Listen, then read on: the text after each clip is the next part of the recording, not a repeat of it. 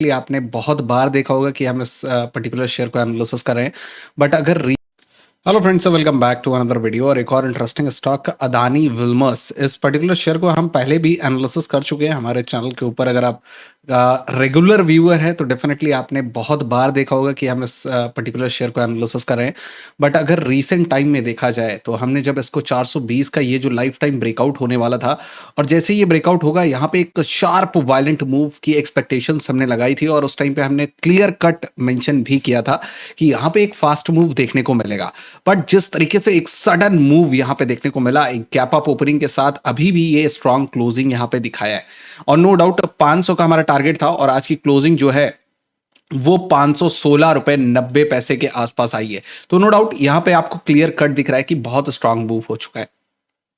अभी आपने जो टाइटल देखा, थंबनेल देखा, थंबनेल में टारगेट हिट बोला गया है। अब उसका रीजन मैं आपको बताता हूं कि वो थंबनेल मैंने क्यों ऐसा रखा है। उसका रीजन ये है कि 525 ये जो लेवल है यहां पर ये फिब के हिसाब से एक रेजिस्टेंस फेस कर सकता है। नो डाउट ये जो गैप क्रिएट हुआ है तो फिल आउट हो सकता है। तो अब यहां पर क्या माइंडसेट रखना चाहिए एज अ ट्रेडर? मैं इन्वेस्टर की बात नहीं कर रहा हूं, एज अ ट्रेडर की बात कर रहा हूं। बिकॉज अब यहां से सिचुएशन किस तरीके से चेंज हो सकती है। अगर आप एक चीज नोटिस करें तो ये फुल बॉडी कैंडल है, यहां पे हाई एंड लोस कुछ नहीं है। जो ओपन है वो लो है और सीधा जो क्लोज है वो हाई है। यहां पे आपको कोई भी विक आज के दिन पे नहीं देखने को मिल रही है। दैट मीन्स कि आज स्ट्रॉन्ग बाइंग जो रही है वो इस पर्टिकुलर शेयर में रही है और यहां पे प्रॉपर मॉर्निंग से ही, मतलब कि अगर हम बोले तो ओपनिंग जो है ना वो बायर्स के कंट्रोल में हुई और क्लोजिंग जो है वो भी बायर्स के ही मोड में रही है। तो कहीं ना कहीं आज जो बायर्स का पोटेंशियल था वो हाई था, इसमें सेलर्स का कोई पार्टिसिपेशन नहीं रहा। बट ऑब्वियस चीज है, थोड़ी सी कंसर्न चीज क्या है? कंसर्न चीज ये है कि वॉल्यूम नहीं आया। नो डाउट यहाँ पे विक है, ठीक है, बट यहाँ पे वॉल्यूम नहीं है। ठीक है, चलिए इसको थोड़ा सा और इन डेप्थ थोड़ा सा समझाने की कोशिश करूंगा। यहाँ पर अगर हम हाई एंड लोज का कॉलम देख लेते हैं, हाई एंड लोज में बेसिकली अभी आइडिया लग जाएगा कि यहां पर किस तरीके का जो सिस्टम है वो बना है। अभी देखिए यहाँ पे 5% की सर्किट लिमिट चेंज की गई है, पहले 10% की सर्किट लिमिट थी। ये जो प्रीवियस ट्रेडिंग सेशन रहा ये 10% की सर्किट लिमिट में था और ये 5% की सर्किट लिमिट में था। अब सर्किट लिमिट अगर चेंज हो गई है तो कहीं ना कहीं प्रेशर जो है वो स्टॉक के अंदर क्रिएट हो जाएगा। किस तरीके का प्रेशर है? ये ट्रेडिंग प्रेशर है, ट्रेडिंग प्रेशर है। ठीक है, ये इन्वेस्टिंग प्रेशर नहीं है, ये ट्रेडिंग प्रेशर है। क्यों है उसका रीजन मैं बताता हूं कि यहां पर जिसने खरीदा है ना, अब उसको ओवरनाइट 15% का रिटर्न मिल रहा है। 15 नहीं तो 10% से अब तो जा ही चुका है। 10% से अगर ऊपर जा चुका है दैट मीन्स कि ट्रेडिंग के अगर वे में अगर आप देखते हो as a swing trader, as a positional trader, तो डेफिनेटली 10% का एक बहुत ही बढ़िया गेन है आपकी कैपिटल के ऊपर। दूसरी चीज, अब सर्किट लिमिट जो है वो चेंज हो चुकी है। अब यहां से दो तरीके की सिचुएशन जो है वो इस स्टॉक में बिल्डअप हो सकती है। या तो ये ओपनिंग से ही सर्किट में हो सकता है, यहाँ पे सीधा 5% सर्किट लेगा, फिर ऊपर खुलेगा, फिर 5% अपर सर्किट लेगा, फिर 5%। तो मतलब कि स्टॉक का जो वॉलिटिलिटी, जो वॉल्यूम जिस तरीके से ये अभी तक ट्रेड करता हुआ आ रहा था, जिसकी वजह से most of the person attract हो रहे थे और इनफैक्ट मैं भी अट्रैक्ट था कि स्टॉक में लिक्विडिटी का कोई इशू नहीं है, सर्किट का कोई इशू नहीं है, प्रॉपर जा रहा है ऊपर, अच्छी स्ट्रेंथ है, वॉल्यूम्स प्रॉपर आ रहे हैं, तो डेफिनेटली ट्रेड किया जा सकता है।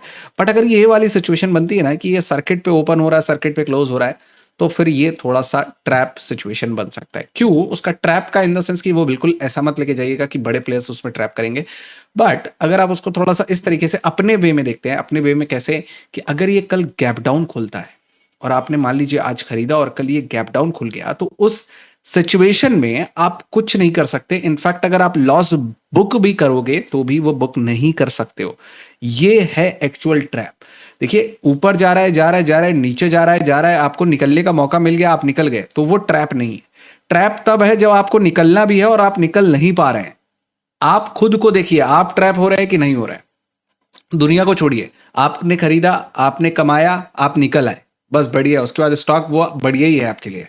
अगर आपने लिया, आप नहीं बेच पाए, आप फंस गए, लॉस में कटे, तो फिर वो आपके लिए स्टॉक जो है वो आप उसके स्टॉक के हिसाब से ट्रेड नहीं कर रहे थे। तो ये एक सिंपल सा वे। अब अगर हम एक्चुअल इस तरीके से बात करें कि अब इसको खरीदना कहाँ चाहिए, मेरे हिसाब से 525 550 मैक्स जाना चाहिए। इसके बाद एक रिट्रेसमेंट आना चाहिए इस स्टॉक में।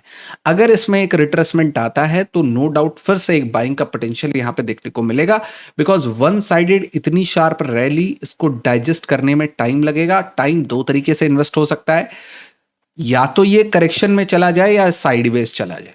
दो सिचुएशंस आनी चाहिए। अगर ये नीचे की तरफ करेक्ट होता है, थोड़ा सा ये जो गैप है इसको फिल आउट करता है, 450 460 का जोन अगर आता है तो यहां पर फिर से एक बाइंग का मोमेंटम जो है वो देखने को मिल सकता है।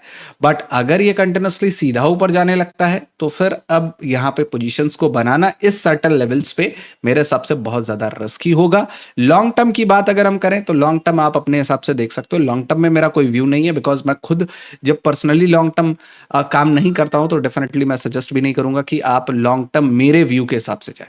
शॉर्ट टर्म अगर जाना है तो नो डाउट अभी के लिए थोड़ा सा रुकना चाहिए। नो डाउट 20-30 पॉइंट और जा सकता है। 20 से 30 पॉइंट का मेरा आइडिया यही कह रहा है कि 20-30 पॉइंट और ऊपर जा सकता है, नो डाउट। बट इसको एक रिट्रेसमेंट आना चाहिए। अगर इसमें एक रिट्रेसमेंट आता है तो फिर इसको खरीदा जा सकता है। फिर ये रैली ऊपर कंटिन्यू करेगा तो हम पार्टिसिपेट करेंगे। बट इस लेवल्स पे 500 के ऊपर जा रहा है तो अब जाने देंगे। अगर नहीं खरीद पाया जिसने तो छोड़ देते हैं, रिट्रेसमेंट आने दीजिए। कभी भी ये मिस्टेक मत करिए कि वो अब ऊपर जा रहा है तो खरीद लो खरीद लो। मे बी आप 2% 5% और बना लोगे, बट जिस दिन वो करेक्ट होना शुरू करेगा ना तो वो 10-15% करेक्ट कर जाएगा और उस टाइम पे आप फंस सकते हो। तो वो सिचुएशन मत बिल्डअप होने दीजिए। थोड़ा सा ट्रिकी वे में, थोड़ा सा स्मार्ट वे में काम करिए। बहुत सारे स्टॉक्स है, जरूरी यही नहीं कि अदानी विल्मर्स में ही काम करो। फंडामेंटल बेसिस पे और भी बहुत बहुत अच्छे अच्छे स्टॉक्स हैं जो बहुत अच्छा मोमेंटम करते हैं, तो नो डाउट उनको भी टारगेट कर सकते हो अगर आपको ऐसा लगता है कि आपकी अपॉर्चुनिटी मिस हो चुकी है। बिकॉज मुझे ऐसा मार्केट में इतने टाइम हो गया ट्रेड करते हुए, 3 सालों में मैंने भी ये चीज़ ऑब्जर्व की कि अपॉर्चुनिटीज की कोई कमी नहीं है। बस आपको राइट टाइम पे राइट अपॉर्चुनिटीज में एंटर करना है, बस सिंपल सा चीज़ यही है। कभी कोई स्टॉक निकल गया, आपने नहीं खरीद पाया, नहीं बेच पाया, वो अलग है। आप कभी ये मत सोचिए कि वही वन एंड लास्ट वही था। नहीं, बहुत सारी अपॉर्चुनिटीज़ आपको मार्केट के अंदर मिलेंगी। तो डेफिनेटली अभी तक मेरा गेम प्लान यही है कि ये पर्टिकुलर शेयर में थोड़ा सा रिट्रेसमेंट आने देते हैं। थोड़ा सा रिट्रेसमेंट आएगा तो ज़्यादा फायदेमंद रहेगा सौदा, क्योंकि अब अगर यहाँ से डायरेक्ट सीधा ऊपर जाएगा तो इसमें पोजीशंस बनाना बहुत ज़्यादा रिस्की होगा।